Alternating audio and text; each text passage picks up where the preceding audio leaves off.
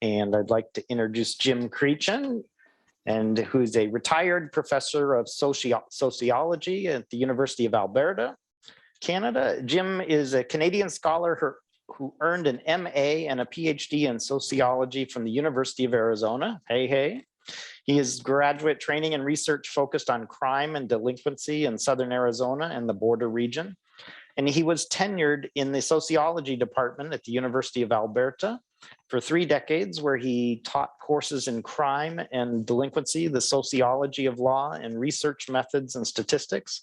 He has been a visiting scholar at the University of Southern California, University of Arizona, El Colegio de Mexico, where he pursued research interests in crime and juvenile delinquency from a comparative perspective.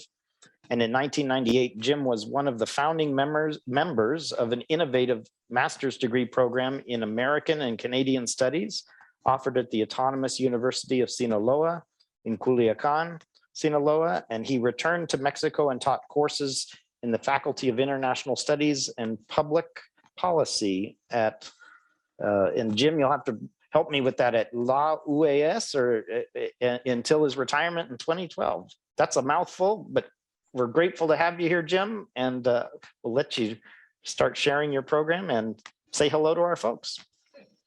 Okay, I'll turn on my sharing. So hello, everybody.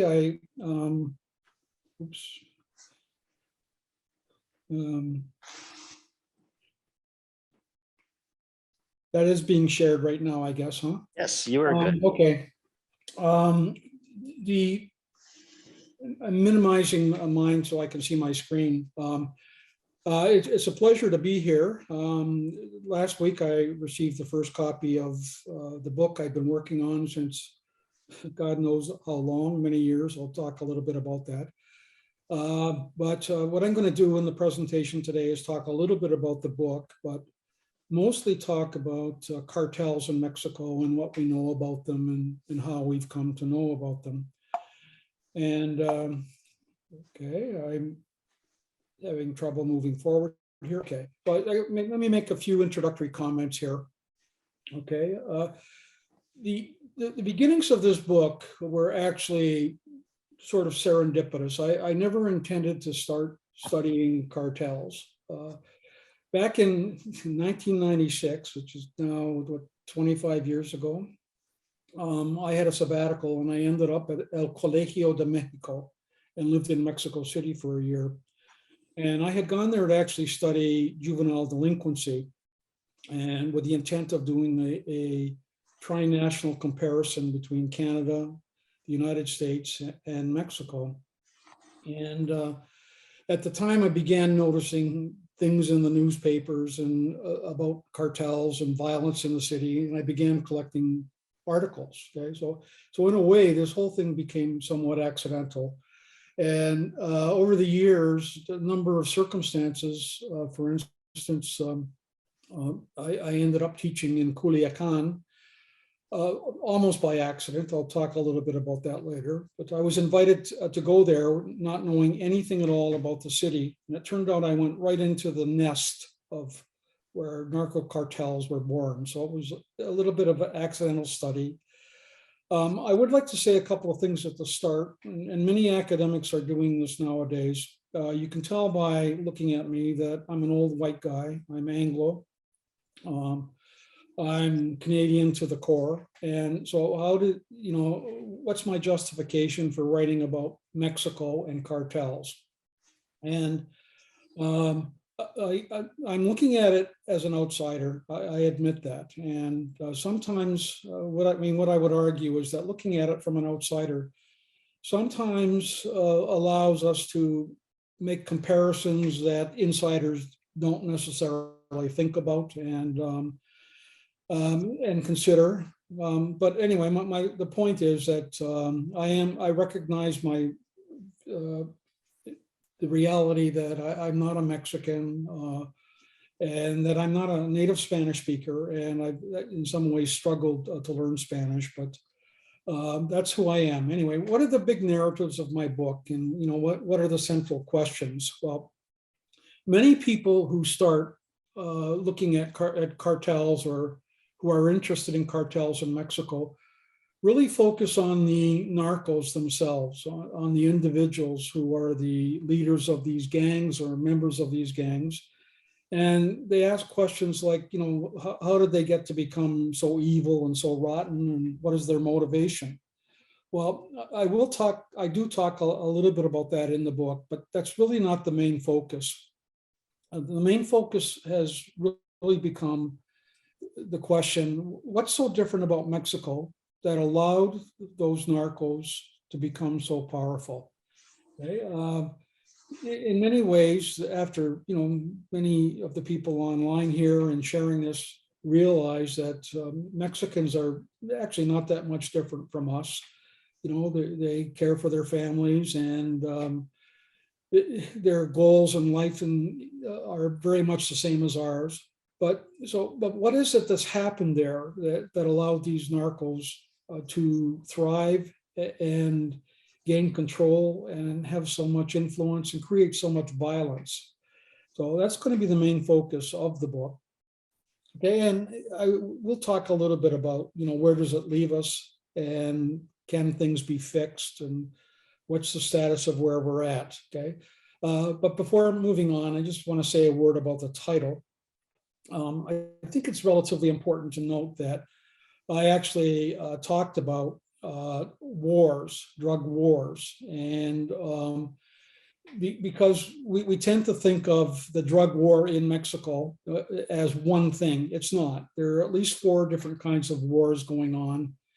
The war sponsored by the United States, the war on drugs, okay, the wars within cartels, the wars between cartels, and the Mexican government war against cartels. They're all slightly different things, but intertwined.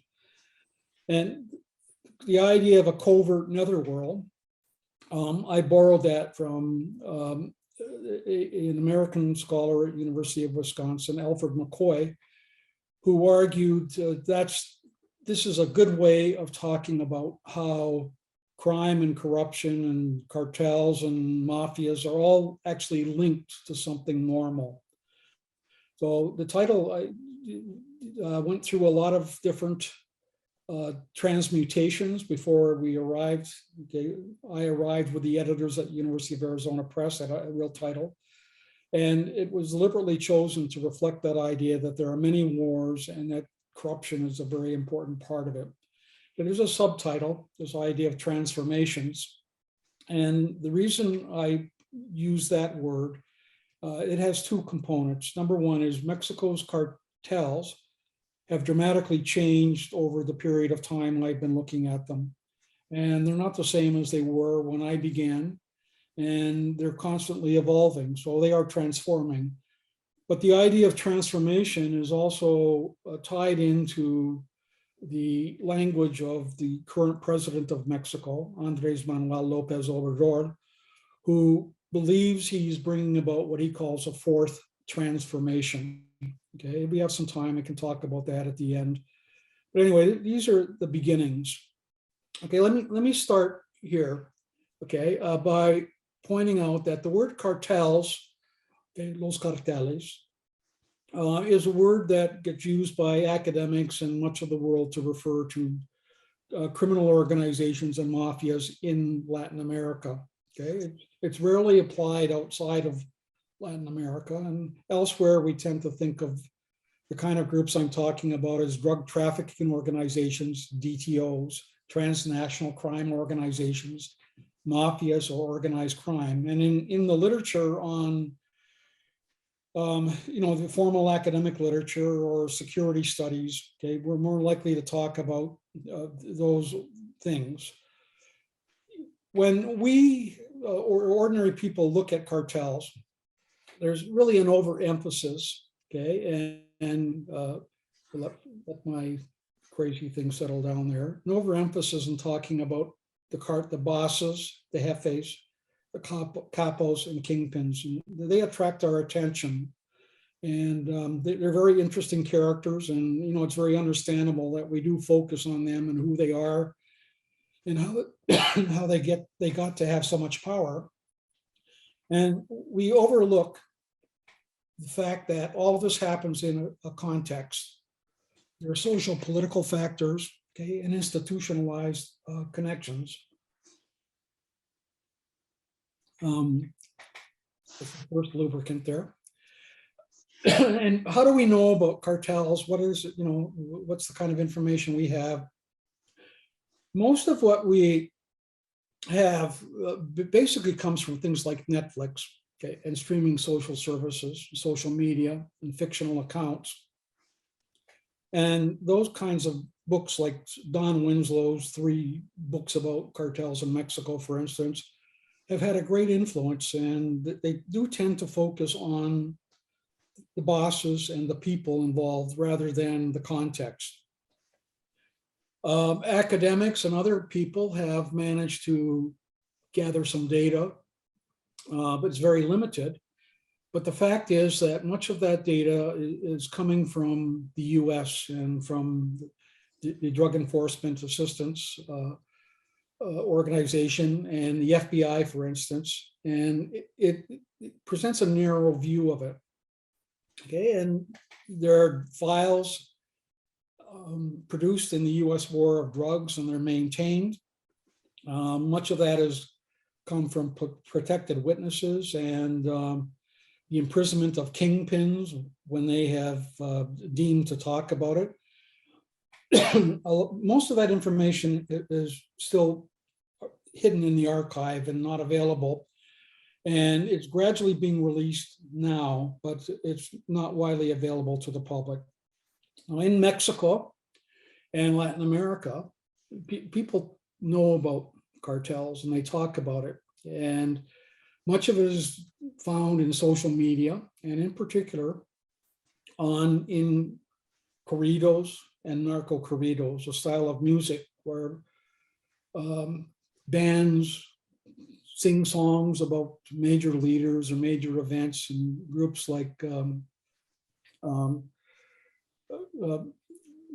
those Tucanes de Tijuana, for instance. Okay, some people may have a question about what this is, but many Mexicans know about what's going on, and they pick up what's going on through the social media and through things like the music. Okay, and for years and years and years, Mexican journalists, very many brave Mexican journalists, have talked about cartels, and they have written about it, but very little of that is known outside of the Spanish-speaking world. Okay, once in a while, their articles are translated. And I want to point out that much of what I wrote in the book actually comes from what Mexican journalists have written and what they've said. Okay, as an academic, I'm a criminologist and sociologist. And I, over time, over the years, have been very surprised at how little attention has been paid by academia to cartels. Much of what is written about it comes from the popular press rather than from academic studies. So anyway, that's an overview of what we know about cartels and kind of where I am coming from. Okay, let's switch tactics for a minute here and look at a few basic facts.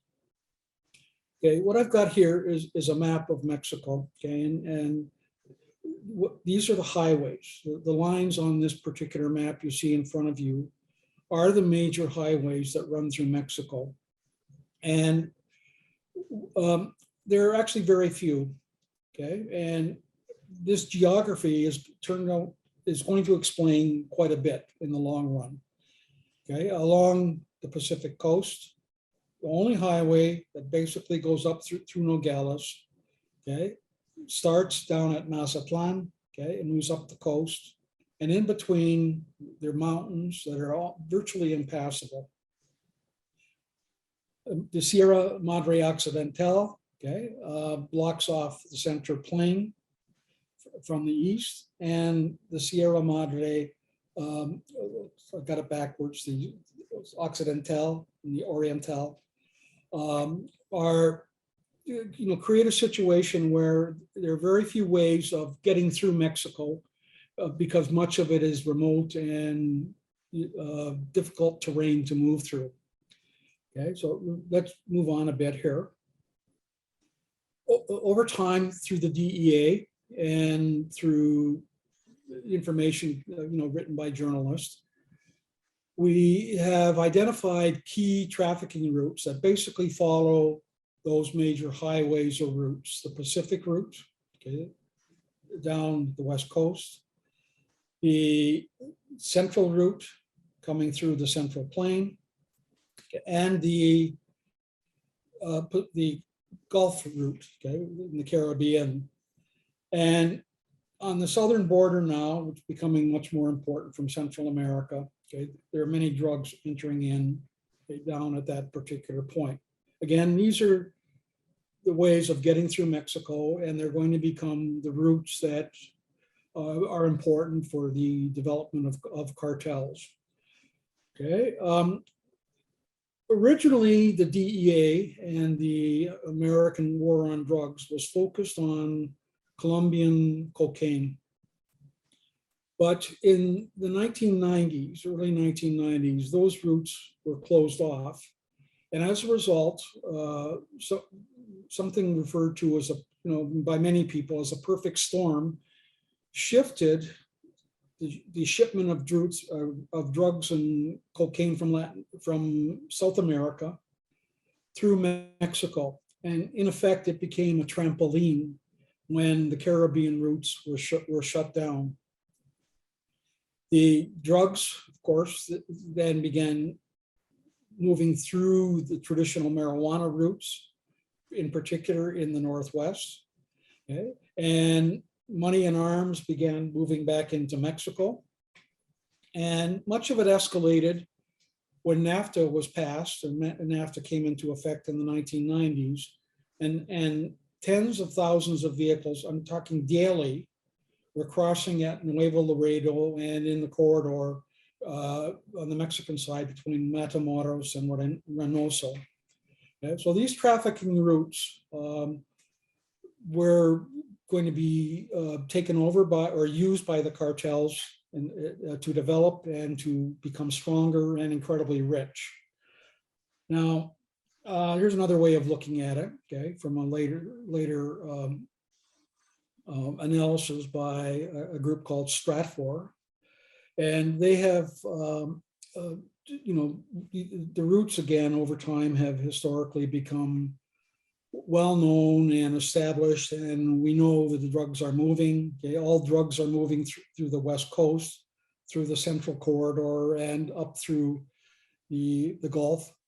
And cocaine, after the perfect storm and the lockdown of the Caribbean, became very prevalent and began moving through Mexico, in particular up the Gulf Coast, okay, and through the southern areas like Acapulco, the port of Lázaro Cárdenas, and let me not spend too much time on that particular diagram, but Mexicans refer to three kinds of drugs that are coming through. I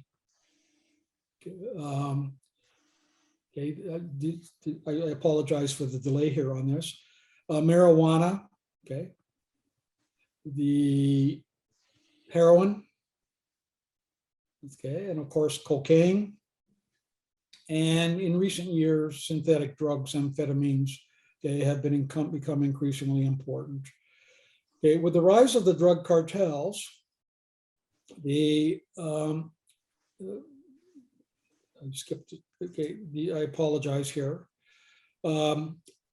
Very many narco jefes and capos became known to us. Of course, El Chapo is known to many of us, especially after the recent trial and through the Netflix series, okay, in which he's portrayed as basically a country bumpkin, but that's far from the case. And a whole first generation of narcos, his first and second generation up at the top on his, and their children and the follow-up, a third generation, they have become increasingly important. Okay? I can come back and talk about any of these characters if anybody is raising questions or wants to talk about it. But let's stop and look at the impact on Mexico, especially in terms of violence. Okay, and here's some statistics that are actually quite shocking. Okay, and the cartels began to rise in importance and become very important around 1990. Okay, and of course, we're looking through 2020. And since that time, there have been 564,413 official murders in Mexico. Okay, the things got especially violent after 2000. Okay, so from 2000 to 2020, 416,000 of those murders have been recorded. And the question becomes, how many of those are related to the drug violence and the cartels? And that's a very tricky kind of question to try to answer. But my guess, and a reasonable guess, is that about 60% of all those homicides, okay, known and recorded by official sources in Mexico, about 60% of them, okay, are the result of drug violence or cartel violence or the culture created by that violence. Okay, so 250,000 people in Mexico have lost their lives since 2000, okay, as a result of this particular drug violence. Now, that violence, recorded by homicide, of course, is a very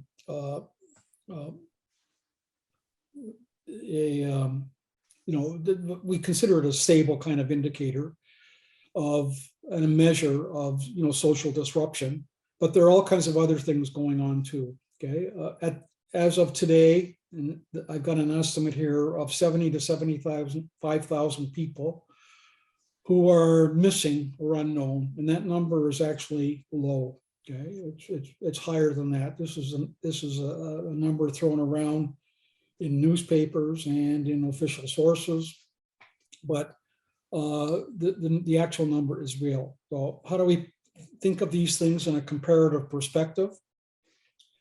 The homicide rate in Mexico has been about 25 homicides per 100,000 people since about beginning about 2004 or so. Last year, it actually hit 29 per 100,000 people, okay?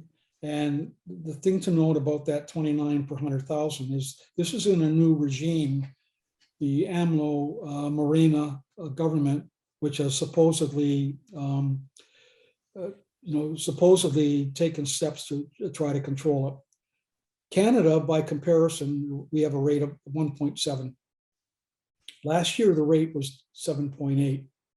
Okay, and last year in the United States, that rate of 7.8 was actually an increase from the from 2014 when it hit a low of 4.4. So one of the major indicators, obviously, of the cartel, the impact of the cartels, is violence, and it's reflected in these horrendous statistics and bloodshed.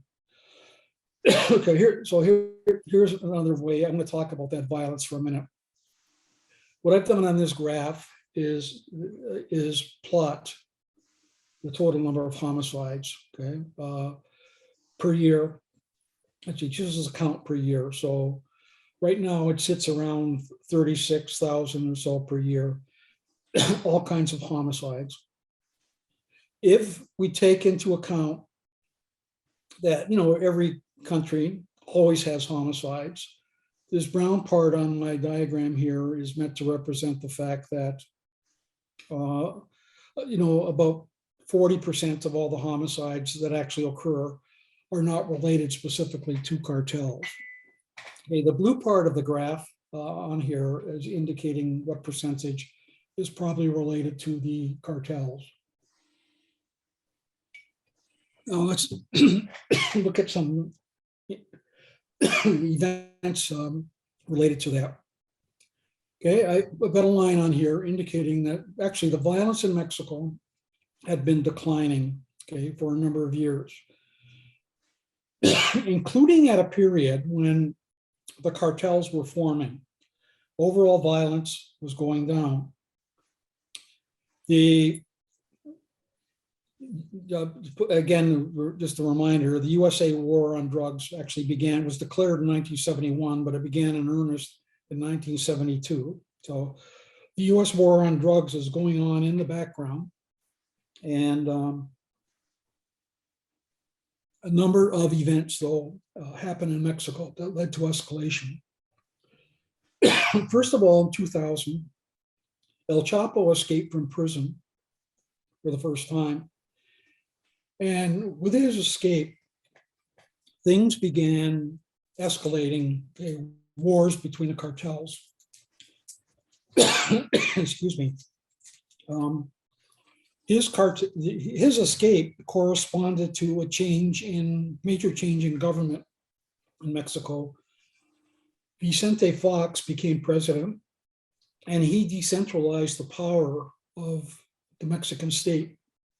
And the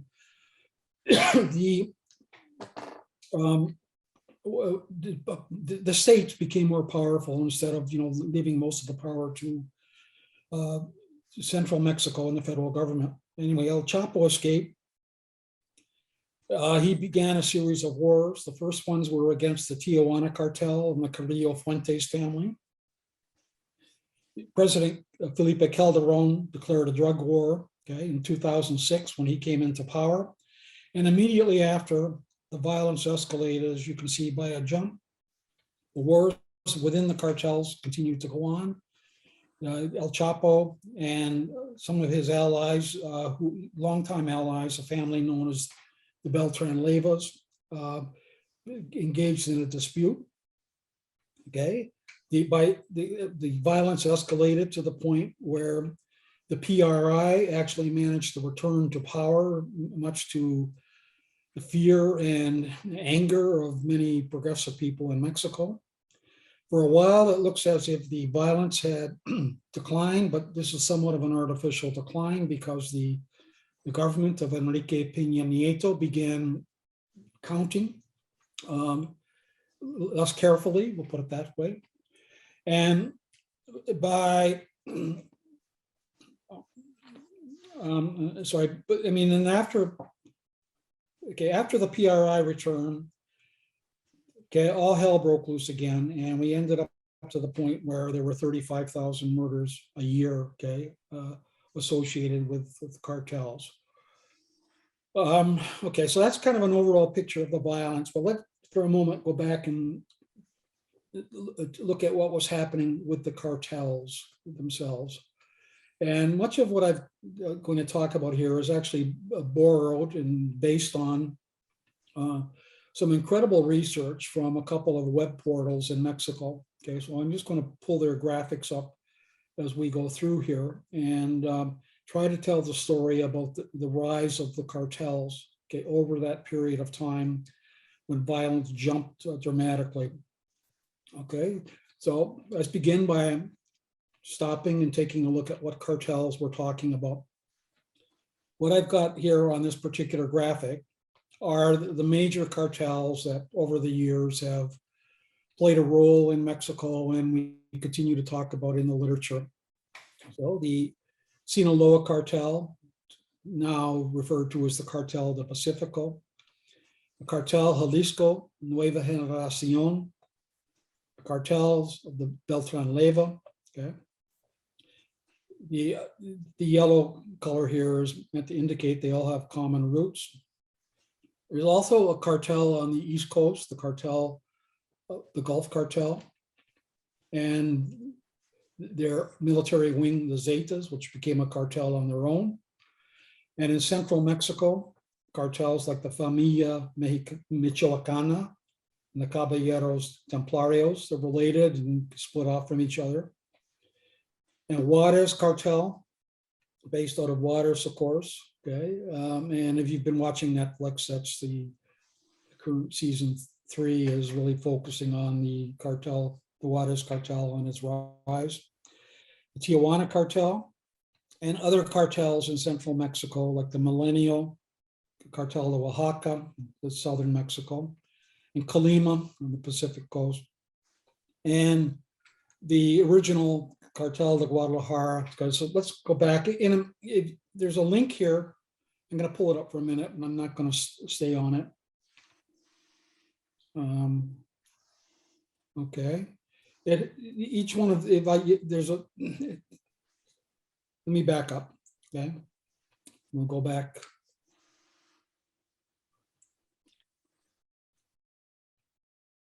Just let you know that link may not show up with the way you. Yeah, no, yeah, I'm understanding that, yeah. That, that's why I went back into it very quickly, Scott, I apologize. Okay, here's the map. Let's take a look at it. That's the map I showed you originally that became the basis of it.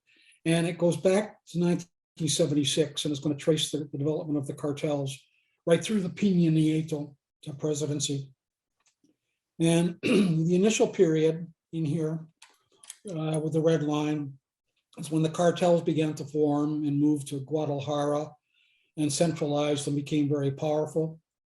And at that particular point, they made a major mistake in the 1980s in killing an American DEA agent by the name of Kiki Camarena. And they split into three different divisions: the Sinaloa Cartel, the Juarez Cartel, and the Tijuana Cartel.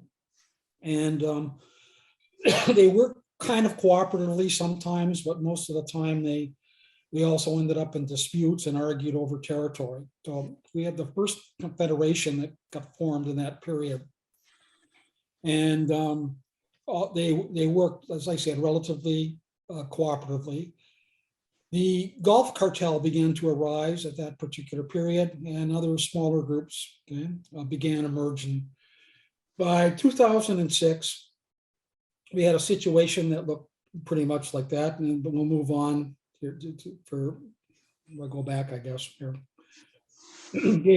By 2006, it was a pretty stable kind of situation when you had these four major cartels in control and working in more or less a cooperative arrangement that was referred to as the Federation. Okay, after 2006, they're going to split, okay, and divide and start to go their own particular ways and engage in wars that we'll talk about a little bit more when we get to it. We're going to look at this a different way. Around 2012, we had a pretty good idea of who these cartels were and where they were located. And so I've got a map of Mexico here, and what's overlaid here, what's represented in the dark areas are the homicide, the violence. So the darker the area, okay, the more violence more violence is recorded. But the cartels in Mexico, okay, have three geographic locations. Okay, up in the northwest, you've got the Sinaloa Cartel, in the cradle of narco traffic. On the northeast, you've got the Gulf Cartel, and down in the south, you had marijuana plantations and still in the control of families, basically, so disorganized. It's hard to talk about them as a cartel, but they were clearly a marijuana producing organization and very good at it.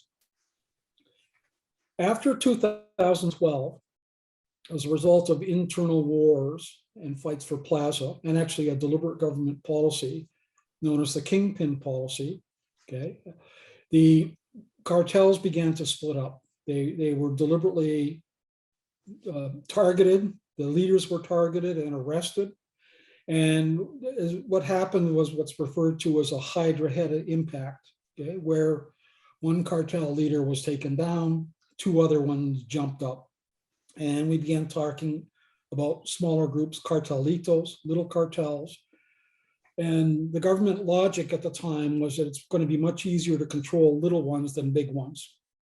Well, what ended up there was it actually created more violence, and it had a horrific impact on violence, and it jumped. So that graph I had shown earlier, around 2012, it just took off. And violence spread to most Mexican states. And there was competition for plaza within more states, and the nature of violence changed, and we found more and more massacres happening. Okay, this particular graphic, which may not appear, is one that if you get a chance to, at the end, I'll give you the link and or Scott can make sure we pass it on. This particular is going to show, if I pull this up, Scott, will you guys be seeing it? Okay, is that visible there, Scott? Can you hear me? Yeah. Yes, we're seeing the graph with the circle. Okay. Okay, I mean, this is the particular graphic, and what it does is it traces the rise of cartels across the presidency. And in 1976, you had the very simple groups, not too much going on. They began to form. By the time NAFTA came along, they were starting to expand and get more powerful. So the Sinaloa Cartel, for instance, makes an appearance in Baja California. Well, this is a terrific kind of graphic, and what it basically shows is that as we move through the presidency, more and more cartels expand, and they move into different states. These are the states around the outside of that particular graphic. They move into states, and when you end up with places like Sonora, you can see the number of cartels that were present, and therefore the chances of conflict, of course, and fighting over plazas are going to arise. So much of that came to a peak during the time of NAFTA. So we'll take Sonora as a state. You had the Cartel de Juarez, okay, the Cartel de Tijuana, Cartel de Beltran Leyva, and the Cartel de Sinaloa, all competing to move drugs and traffic through there. So it obviously became a very dangerous kind of place. So anyway, this particular graphic, if you get a chance to go look at a source called Narco Data, it's worth taking a look at, even if you don't speak Spanish, because it provides a really terrific view of cartel expansion across the Mexican presidencies. Okay, before I move on, I just want to point out that, okay, I began talking about cartels as a covert netherworld because I wanted to build in the idea of corruption and how it was linked to the state. And so I'll throw up a short definition of a covert netherworld here for consideration. Okay, and this comes right out of the work of Alfred McCoy. He said a covert netherworld takes form when there are three critical components: the social milieu, the covert operations, and illicit commerce all converge. Okay, at its core, the netherworld is an invisible interstice inhabited by criminal and clandestine actors who are practitioners of what famed intelligence operative Lucien Conan once called the clandestine arts. That is the skill of conducting complex organization beyond the bounds of civil society. And that's quite a mouthful, but basically what it's basically saying is that all of what was going on there cannot be due just to the capos and the jefes. Okay, it has to be supported by a society that accepts it, by the ability to move in the background, and the power of illicit commerce and trade, and government officials and police and all kinds of people are participating in a cooperative way to, for all of this to happen. It's not just the capos and the jefes. Okay, I'm going to take a real sharp break here. What's happening right now? Well, in 2020, there really are only two major cartels fighting with each other in Mexico. We hear all kinds of names and all kinds of numbers are thrown around, but there really are two dominant cartels in control of Mexico. The Sinaloa Cartel, which has its roots back to Sinaloa and Culiacan and the mountains outside of there. And it has deep roots and cross links to global mafias. It's involved in just about anything you can think of, okay, but is making most of its money off cocaine, marijuana, synthetic drugs, money laundering. Many people think of this or refer to it as kind of a holding company. It has investors, right? The holding company in the sense of officials in the background, making sure they get their profit out of it and things like that. It's not a uniform group. It has at least 4 separate wings to it. One led by El Mayo, one led by El Chapo's sons, now that he's in jail. And there's one led by another, it came out of a division to the south of Culiacan by a guy called El Licenciado Damaso Lopez Nunez. And the remnants of the Beltran Leyva family who used to be allies. So what we refer to as the Sinaloa Cartel is actually a coalition of at least 4 different groups going on. Their major competitor is a group called the Cartel de Jalisco Nueva Generación, and referred to as the CJNG in most graphics. They're involved in everything as well, but in many ways in more things. They're involved in the production of synthetic drugs, the siphoning of oil and gas. Okay, there's a phenomenon called the huachicolero phenomenon. That's the stealing of gas from pipelines. They originally had alternate kinds of routes for shipping drugs through Mexico. And unlike the Sinaloa Cartel, they are very directly and more closely aligned with a paramilitary kind of model. They emerged from the Millennial Cartel, again, older cartel, and the Valencia family. Okay, and their current leader is a guy known as El Mencho, Nemesio El Mencho Oseguera Cervantes. I talked about these as being a military group. This gang, this cartel, has actually done things like shot down military helicopters and deliberately attacked army patrols.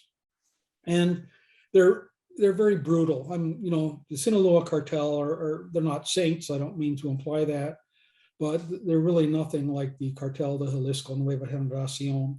So these are the 2 cartels that are dominant right now in Mexico and causing most of the trouble across the country. Here's another way of looking at it. Okay, this is from a graphic. Okay, about the crime, organized crime, 2020, and around the state, around the outside, we've got the 32 states of Mexico. So, for instance, if I take Sonora as an example, the Nueva Generación, the Cartel de Pacifico, the Sinaloa Cartel, and the Beltran Leyvas are all competing to try to control the routes through the state and dominance of the state. And you can see that almost all states in Mexico now have more than one cartel. Okay, this is a phenomenon of the breaking things up into cartelitos and the expansion of cartels. Every state, okay, with possibly the exception of Tlaxcala, have a number of cartels competing. Some states like Oaxaca, you just got 1, 2, 3, 4, 5, 6, 7 competing there. The state of Mexico has got even more. Okay, and so in 2020, cartels have spread. They have a presence in all states. Some states have as many as 8 or 9 cartels competing. A few others, the lucky ones, I guess, in a way, like Baja California, see only 2 competing. There are several hotspots from 2020. They mainly caused by the Cartel de Jalisco Nueva Generación in Guanajuato. They engaged in an open battle with a splinter group called the Cartel de Santa Rosa de Lima, a smaller group that and it led to very violent kinds of confrontations and brutal murders across the state. The state of Mexico, okay, has remained a hotspot for the area right around Mexico City and Mexico City itself.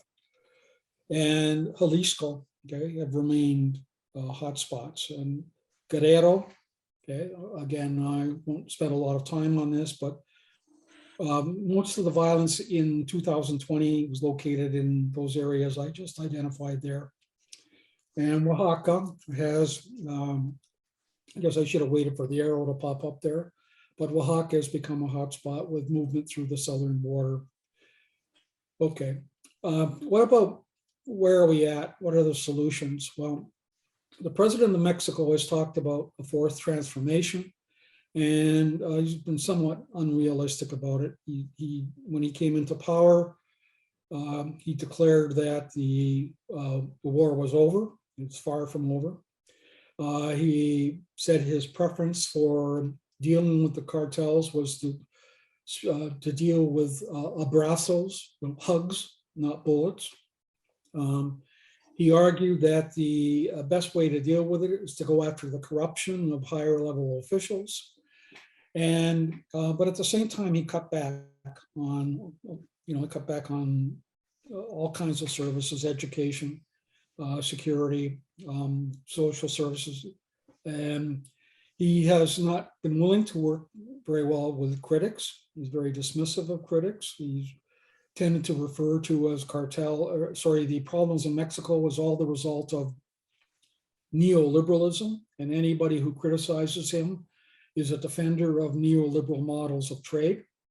He is very much a populist. He's quite often referred to as a leftist. I personally don't believe that's the correct kind of word to describe his characterization.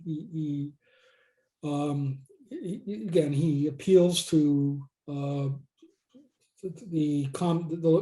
people on the street and the people. Meanwhile, violence in Mexico has continued unchecked. There were 36,000 homicides last year, 2020. That's the highest number ever. There have been attempts for some institutional reform. He's created a new national police, but much of the hope he has placed in dealing with the cartels has been handed over to the Guardia Nacional, and they're very much a military kind of organization. They are a military group, and their belief is that the best way to eliminate corruption in cartel is through the use of force and power. The cartels and their legitimate businesses have continued to be incredibly rich. Okay, and this is very important to take into account in the time of the pandemic and the loss of income. I mean, most of the free money that's available for investment or any kind of action, social action, has got to be financed somewhere by the cartels.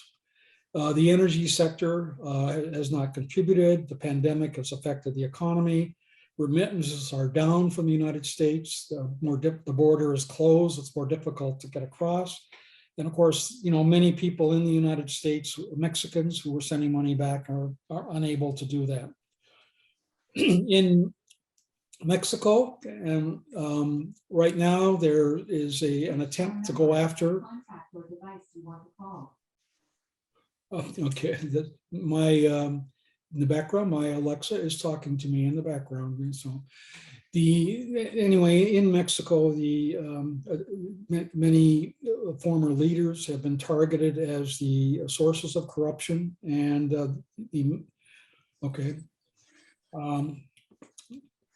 I'm not sure how much time I should continue to be going on here, but let's for a minute talk about this, okay? Just very briefly. And this is a break in the theme I was working on a couple of minutes ago here. Okay, drug cartels are sometimes thought of very simplistically, but when you think about it, they've got to be really very well organized to take into account, the work they do, and the production of drugs. It's got to be processed. It's got to be transported. It's got to be smuggled into the market. It's got to have a transaction at the border to get it into new places like the United States. And it's got to be distributed in the United States. It's got a street value. And then there's all kinds of money transactions that have to be dealt with. And the money and arms and the technology, all ends up going back into Mexico. I threw these up in case people do want to talk about some of these kinds of things at the end, but or in the question period rather. Cartels are not simple organization of thugs, right? They're sophisticated organizations involving very many people, okay? Many people at the highest level, and it requires people who are important in commerce and shipping to have things, to make everything work. And there are literally tens, if not hundreds of thousands of people who are making their income, okay, off this. Okay, and I threw one other chart up here that I'm not going to talk about all of it, but in the cartel itself, it has a very complex kind of structure. Okay, and these are all the Spanish terms for it that I refer to in the book, and much of our emphasis tends to be on the capos and the jefes. Okay, but it's much more sophisticated. They're investors. Okay, they're money launderers. Okay, there are organizations to make things work on the street, you know, to bribe all the right people at the airports. Okay, there are many politicians involved at the state level, the federal level, the international level, and one of the elements or components here that is relatively untalked about, but is very important, is what are the expediters, the people who arrange for things to move from one place to the other. And they've been referred to as the doctors of travel by an Italian expert on the mafia, Saviano, okay, who called them the most important part of the organization, because they manage to take the product from production right through to the end, and they make all the arrangements. And there are many people who are skilled at doing this. Okay, and for a very brief moment here, one of the most important people and skilled at doing this is a guy by the name of El Mayo Zambada, who is probably the real boss of the Sinaloa Cartel, and one we don't hear much about because he's managed to stay in the background and keep a low profile. Okay, at this point, I've been talking for quite a while. I think I'm going to stop it, Scott, and we can kind of go on to look at questions or handle it from there. I've thrown a lot of material out. I'll be glad to go back and try to answer anything if there are questions.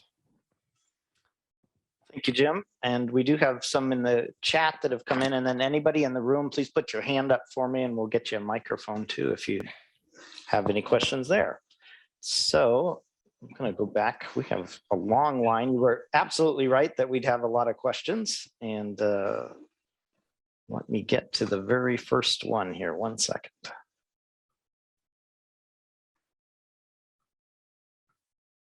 Apologize. I've got. All right, the first question came from Donald Cohen, and Donald, I'm gonna, it looks like he may have left. He said, how do you present immigration policies of the USA? How do present immigration policies of the USA affect the narco cartels compared to previous years' policies? Boy, well, you're really getting into an area where I don't consider myself the expert, that is immigration. But and I'm, you know what, I'm going to say basically, I'm not sure how to answer that.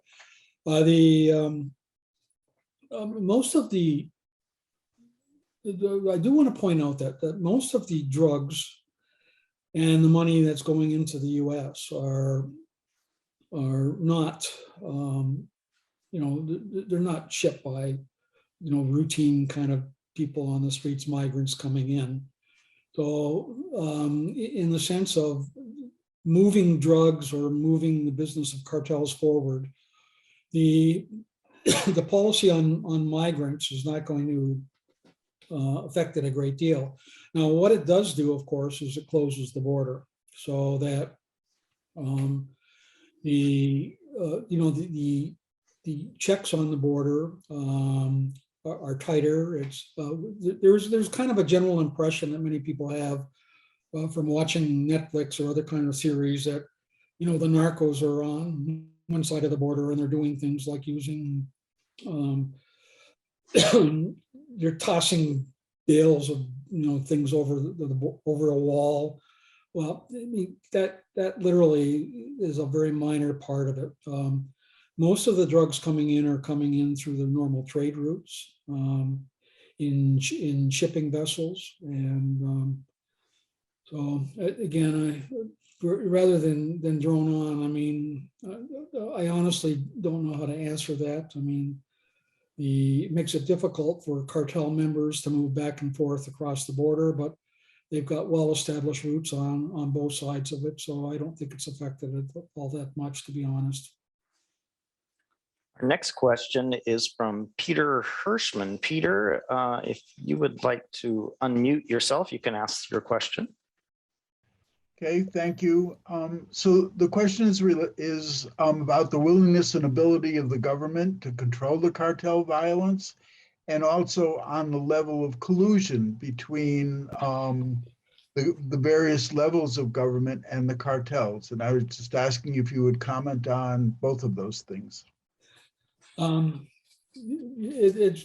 level of collusion is still deeply ingrained. I mean, I ran over that one graphic I put up there very quickly, but it began in, the cartels were originally pulled together by a federal police officer, Miguel Angel Feliz Gallardo. Okay, he's credited. He was actually a federal police officer who was considered, one of the first, if not the most important person in getting different drug bosses and groups to cooperate with each other. And those routes that he established in the federal police have been recognized over the years. Every once in a while, the federal government of Mexico tries to do things like root it out and create a new organization, but the end result is it moves the people who are cooperating to different places.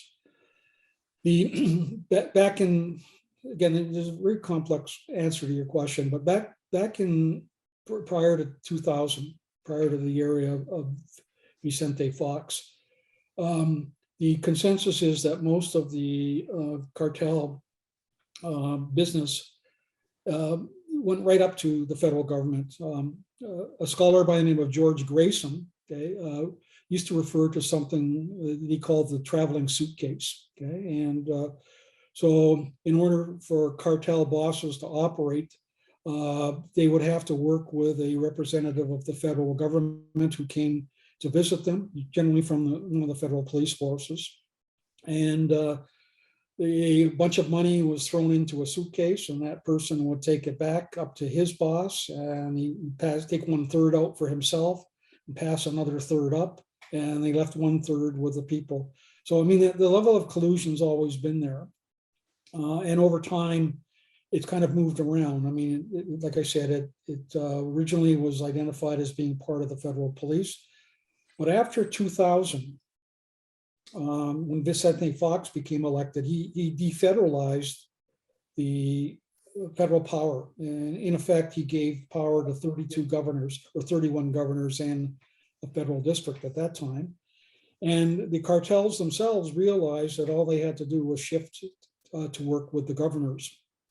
And they established a permission to move through the state. They made their payoffs to the governors and to state police. And so eventually it got to the point where, you don't have one central organization that's corrupt.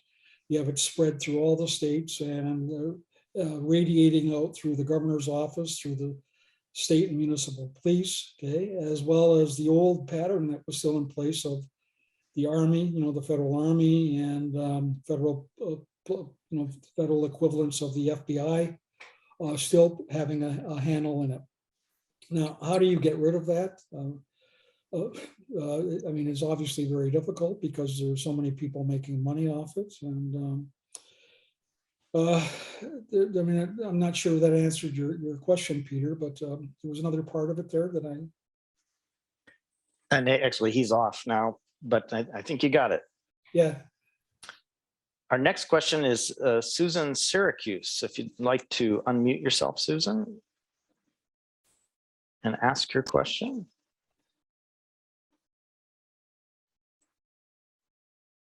Are you able to? There you go. I think you're on. Yeah, but I don't remember what I asked. I asked so many of them. Let me see if I can find it. You asked about the kidnappings. Yeah, we'll start with that. Can you talk about the kidnappings? I mean, do the cartels really count on that to finance themselves, or just anything you know about the kidnapping? Some of them do. Okay. See, that's what I said about was that the cartels are all different. And for instance, the Sinaloa Cartel, when it was clearly headed by El Chapo and in partnership with a couple of other people, they were the co-directors of it. They did everything they could to make sure kidnappings didn't happen. I mean, the people who were getting kidnapped were their relatives, their partners. And so the Sinaloa Cartel, for instance, for most of its existence, has always really stepped down hard on anybody at the lower levels of their organization who've done things like kidnap. And their members have been paid well enough and integrated well enough into the organization that they didn't have to resort to that. Now, other cartels operated on a very different kind of model. The Zetas, okay, the Gulf Cartel in Northeast Mexico, formed a paramilitary group called Los Zetas. Those Zetas were actually trained in the School of the Americas in counter-terrorist tactics, and they recruited 22 Zetas to come and work as the bodyguards and the armed thugs for the Gulf. And that created a whole different kind of scenario, because the Zetas themselves engaged on behalf of the Gulf Cartel, engaged on an expansion that did involve kidnapping. Okay, they would move into territories and they would literally kidnap people, and for two things. Number one is for the money, and number two is to send a message that we're here and we're dangerous and you better listen to us. So they had that reputation, unlike the Sinaloa Cartel. In central Mexico, Mexico City itself, there have been independent kinds of gangs of kidnappers that have arisen and become very, very important and influential, and not always working, with the kinds of with the capos or the jefes or the kinds of people I talked about here. It does go on. I spent a lot of time in Sinaloa. Okay, and I don't know anybody in Sinaloa who's been kidnapped. Okay? That's not the case for my friends who live in other parts of Mexico. They know, almost everybody knows somebody who's received a threat, either a direct threat where they've been picked up, or a telephone threat with a demand, to pay, okay? Or another way it operates, of course, is you kidnap the child of a border guard, and you say, "I've got your child. If you don't let it through, something bad." But not all cartels do that. And in fact, the close ties with the powerful people in society mitigate against many of these cartels doing it, because you're alienating your source of funding, or the people who are underwriting you, or the people who are going to be overlooking what you're doing. Oh. Another question. Okay, so what's the connection between Nafta, and the forming of Nafta, and the cartels forming? The cartels were in place before NAFTA. The cartels actually grow out of organizations that have roots going back to the 1880s. Okay, and they were small-time marijuana growers or opium growers, and they became very. There's a long answer to this to get up to NAFTA. The conventional story is, and it's true, the conventional history is that when the United States declared a war on drugs and they put pressure on Mexico in the 1970s, an operation called Operation Condor, okay, drove the cartel bosses out of the Sinaloa foothills to Guadalajara. And when they moved to Guadalajara, the people who had normally just been pushing marijuana and opium into the United States before that, they came in contact with cocaine dealers and the Colombians, and became very powerful organization. And they were pretty much, untouched by government and encouraged by government. And in the they were pretty much untouched until they kidnapped a DEA agent and kidnapped and tortured him, Kiki Camarena. And when that happened, the United States reacted to the Guadalajara cartel and arrested the big bosses and split the group into a bunch of smaller ones. And one of the leaders who arose at that time was a guy by the name of Omaro Carrillo Fuentes, based in Juarez. And he basically developed these incredible trade routes, okay, with airplanes. I'll make a long story as short as I can. The Mexican federal government, at the same time Omaro Carrillo Fuente was becoming powerful, was negotiating Nafta. And they were, the hope was that Mexico could enter into, the whole world of neoliberal trade. And as long as the cartels stayed quiet, the Juarez cartel in particular in the background, they would be left alone. But they began infighting, the cartels, okay, and split. And a cardinal was murdered in Guadalajara by two cartels fighting with each other. And it brought all kinds of attention to Nafta and Mexico and corruption. And the president of Mexico literally arrested the big bosses and split the cartels up again. But they were very clever, and the cartel bosses, and they realized what was going on, and they realized if they sat in the background and were quiet, they could take advantage of the trade routes through NAFTA and use containers to ship drugs to the United States. I think on the graphic I put up there, I talked about 10,000 trucks a day crossing at Nuevo Laredo and the area around Nuevo Laredo. I think there are also 21 different places trains cross over, trains, TRAINS. And many of the tankers and the shipping vessels that were shipped across contained drugs. Okay? So I mean, NAFTA became an opportunity because all of a sudden you have all these vehicles moving into the United States and back into Mexico, to move back arms and money, where product could be stored and product could be shipped in bulk, whereas before it had to be shipped in smaller amounts by people smuggling it across, or an airplane here or there. But now you've got these trains and boxcars and tractor trailers that could be used. So the cartels became incredibly rich with NAFTA, and they played by the rules and acted like very good businessmen, and they saw the opportunity and they seized it. We've got a question in the room here, Clara. Thank you, Scott. You said that with NAFTA, they could then bring the drugs across in containers if they were quiet. So my question is, did the US know that?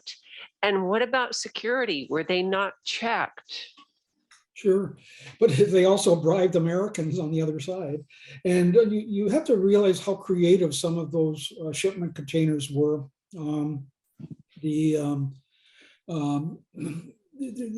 was a guy up in, I forgot his specific name, but his nickname in Spanish, they call it the apodo, was El Señor de los Tanqueros. Okay, he was the lord of the oil trucks. And they would take oil tankers, for instance, and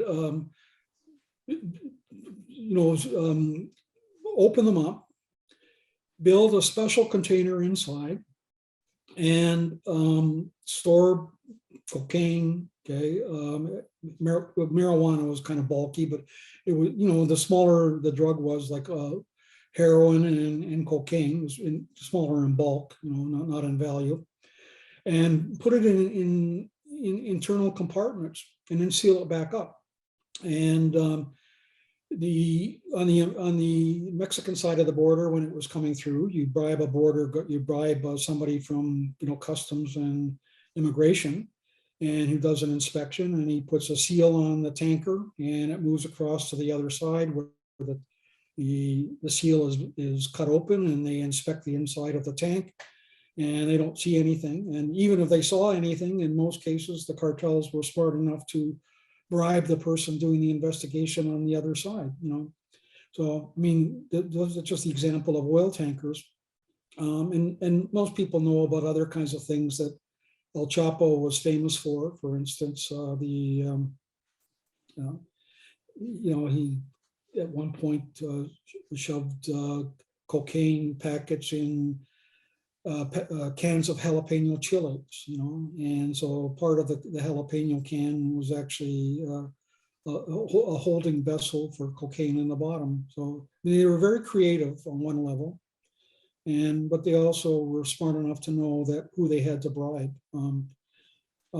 If in my book, I have one section where I talk about the creative ways that El Mayo Zambada moved drugs through Mexico, and how it was all arranged, and how these like for instance, in the case of tankers, he would have a team of people who were expert welders who would go down to the southern part of Mexico where oil was being unloaded on, Pemex, the official Mexican oil company, tankers.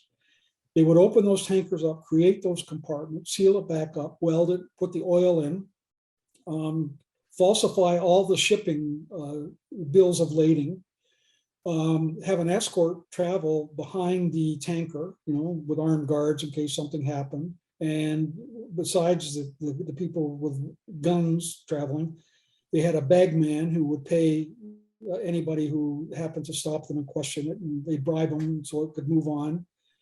And when it got into central Mexico, or even up into Matamoros and places like that, the same welders would be shipped in by plane. They would open those tanks up, take the product out, and store it in safe houses until it was safe to go across in other ways, or to put it in other kinds of boxcars.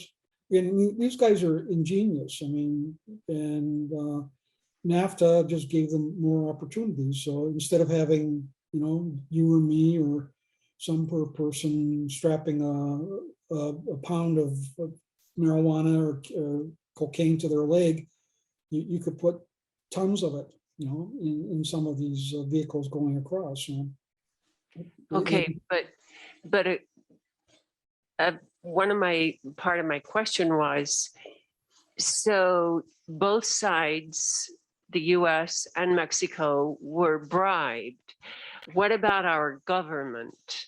They had to know what was going on. I'm sure they did. I mean, on the Mexican side, more, I can't tell you how high up things go on the American side. I mean, there have been several border guards and people working for American customs and excise services, who have been charged and identified as working with them. I don't know of any, governors or mayors who've been charged. On the Mexican side, that's not the case. I mean, there were, I'm throwing out a number that may not be right, but I know at the time that AMLO, the current president, came into power, there were at least 16 governors, and the number may be exaggerated, but 16 Mexican governors who were under an arrest warrant or wanted within Mexico or by Interpol for known ties to corruption. Okay? And those ties were identified through tracing money and money laundering. But, you know, so I mean, in Mexico, the person on the street, they'll tell you, you know, they know a governor is corrupt. And the record does show that, you know, but on the American side, I don't know. You know, I don't know of any. It's hard to know how high up it goes as a result because there haven't been any arrests. But in Mexico, we do have a record. Thank you. Our next question is from Susan Green. And Susan, if you want to unmute and ask your question, there you go. I'd like to know, have you talk a little bit about why Mexico? And what is it about their history, their socio-political system that would evolve such as Yeah, complex system? that's a really excellent question. I mentioned at the start, I'm a criminologist, right? So I'm typically trained in a way of saying what causes criminality, and then, you know, the typical way you do it is you look at why a certain person became a criminal. And when I first went to Mexico, I was thinking that way. And but then a friend of mine asked a very interesting question. She said, you know, don't Mexicans have any self-respect? Don't they? And when she asked it that way, I thought, you know, every Mexican I know is a very decent person. They're great. You know, I have some wonderful friends. They have they go through the same struggles I do, and you know, or did in raising a family. And I thought, so there's got to be something bigger. And when you look at it, you know, I mean clearly the potential for corruption. If somebody came up to me and offered me $1 million to look the other way, I would like to think that, you know, I'm going to say no, but I may be kidding myself, right? And a lot of people do go for it, and but not only do, you know, the cartel bosses going up to people saying, you know, here's money. They also many times attached it to a threat, you know. So in the business of cartels, people talk about this idea of plata o plomo, okay, silver or lead. You know, you take the silver or you get the bullet. But I mean, sometimes there are people who, in powerful places, acting because they've been threatened. I don't think there are as many as many people think there are. Sometimes they act because they are bribed to the point where it's too hard to turn down, or a combination of both. Okay? But there are also structural things that go on. We point out, I mean, Mexico has a very interesting democratic setup, right? So until this last election, you could never hold the same office twice, right? You had to move on. So and terms were limited to either 6 years or 3 years. Okay, and that goes for a wide variety of positions, not just government officials, but things like university presidents. You are limited. You can't run again in your job. So that led to a phenomenon in the last year of everybody's political term. Okay, they're known as sexennials in the case of 6-year presidential terms. The last year was known as the year of Hidalgo, the year of bribery. The Hidalgo referred to the 5 peso coin. So in the last year of your political term, or your last year of your job as a political appointee in a powerful position, you had to begin looking for a new job. And there were cartel bosses who would target people to say, okay, we'll make sure we know you land someplace safe, you know, and they would work on those people who, you know, it was also called the year of the chapulines, the year of grasshoppers, because you're hopping from job to job. So one of the natures of that, you know, that idea that you can't be reelected, you can't hold the same position, actually created a situation of corruption where people became vulnerable to bribes and, to threats to a certain extent. So structurally, that corruption and that willingness to go after people and try to pay them off is built into the system in a way. And if you're a normal person, you realize the reality is, unless I go along with this. So anyway, the point, I guess, is that it's not, not simply a matter of one evil person gives way to temptation. There are structural pressures out there that allow corruption to build up. Bribery is rampant, and some is probably necessary, for cops on the street. I may be belaboring this, but let me give you kind of one example. There's a great book about what happens to police forces whenever a new governor comes in. And it's really a very strange kind of situation, because if a new party comes in, the governor gets to appoint all the chiefs of police, okay, all the heads of police, departments in the police, get to paint the colors of the car different so that they're the colors of their party instead of the previous color. And in many cases, people who were chiefs of police have been, in the next regime coming in, have been all of a sudden shifted to a desk job, and they're in charge of, taking in, recording all the stolen property that's been recovered. And somebody else who the year before just was a turnkey on a prison gate is now the chief of police, right? So you've got a situation like that. It creates a context where bribery can occur, and where the reality is, if you're an ordinary person, you have to go with the flow, and sometimes that may be bending the rules, and whether you consider yourself a moral person or not. So a few questions along this theme. So I'll just throw something out. Basically, talked about money laundering, different aspects of the Mexican government, economy. Tourism is obviously really important to Mexico. And when you have a foreigner impacted in Mexico, you tend to hear about it a lot in the media. And I guess the question is, I've heard rumors that a lot of this money laundering is going into things like tourism in Mexico, and as a result, you may not see as big an impact on tourists. I'm just kind of curious if that's true, and if there's aspects to that play out in the tourism industry there. Yeah, it's true. I mean, the financing of the big hotels in Cancun and the resort areas, and on the coast of Oaxaca. There's all kinds of money, and by the way, it's coming through American and international banks. I mean, Citibank was specifically identified as one of the big launderers of drug money. There are several others that have been identified, and with certainty.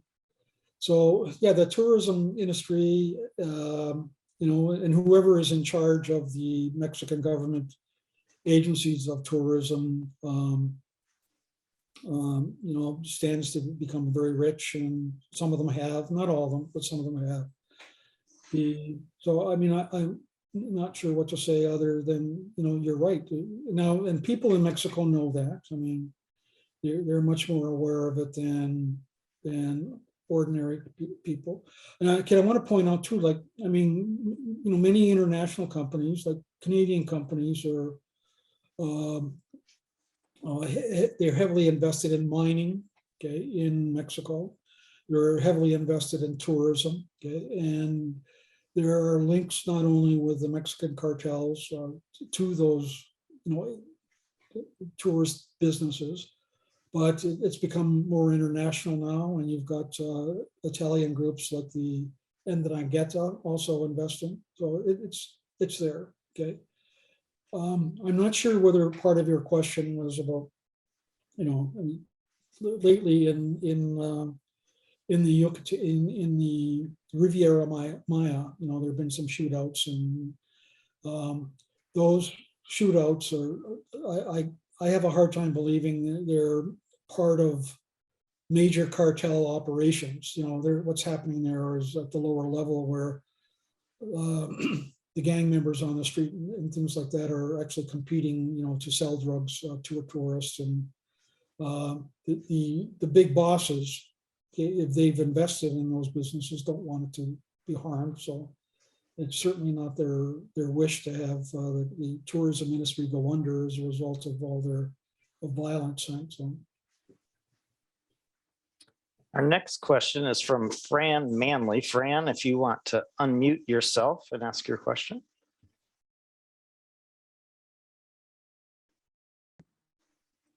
Oh, can you hear us, Fran? Can you hear me? Yep, we got you. Okay, I was wondering, the role of the DEA in Mexico, has it changed since the death of one of their agents? And are they more actively involved, or are they only advisory? I mean, well, yeah, it definitely, look, I think, if I'm not mistaken, at one point I used to know how many DEA agents were actually in Mexico, but one point the DEA agents were, let me start a different way. If you're watching Netflix, that's all crap, okay? The DEA agents are not playing the kind of role that the hero of Netflix Mexico plays. They're much more subtle in the background, and what their role has been to try to identify informants, and they're very skilled.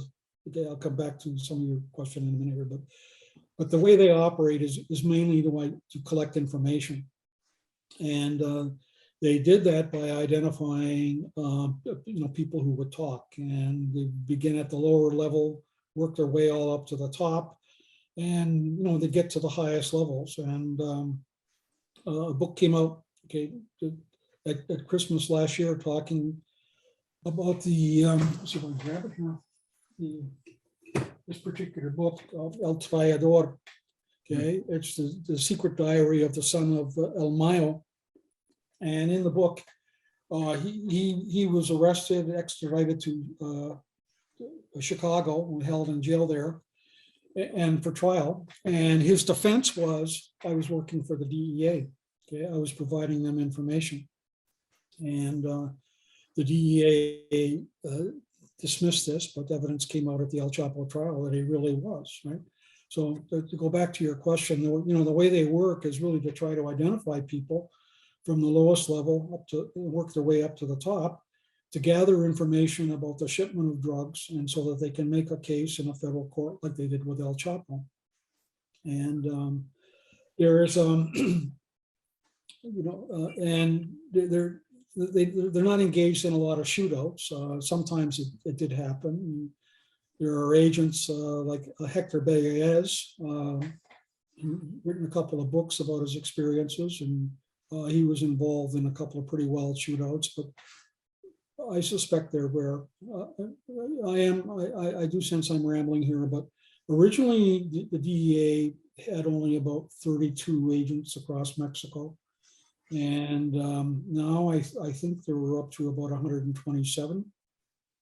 And that number got pulled back after a incident in which the federal government angered Mexico by trying to extradite a general. They tried to extradite a Mexican army general to the United States without informing the United States. And Mexico retaliated by revoking the visas of several DEA, or revoking their right to be in Mexico. As far as arms go, I believe that now DEA agents do have permission to carry arms, but I think it's very limited and very controlled. But for most of their work, they're really involved in surveillance, developing contacts, and building up information. And more it's become electronic. The level of electronic surveillance has increased greatly. I'll say one final thing. The trial of El Chapo Guzman, or he was found guilty, was based on wiretaps that had been collected, and also on the personal kind of witnesses that the DEA had identified and managed to turn to provide information. So how many there are there? I'm guessing, and it's no more than a couple of dozen who are really active on the ground. Well, Jim, I think we've reached the end of our time here today, and want to thank you so much for your presentation. And just, do you have any final thoughts you'd like to share with us? No, I mean, I have a great respect for Mexico, and deep respect, and I have so many friends there that I know what this has all done to them, and they don't want it to be that way. Okay, so I mean, as my closing remark is that I believe a lot that the future, it's difficult to act in the short run, but I have a lot of confidence in the young people and the scholars I met at universities, and know that somewhere down the line things are going to turn around. But I mean, I even look at our country, where I look at the U.S. and the divisions that are there, and that gives me cause for pessimism. But I do have hope that things are going to turn around eventually.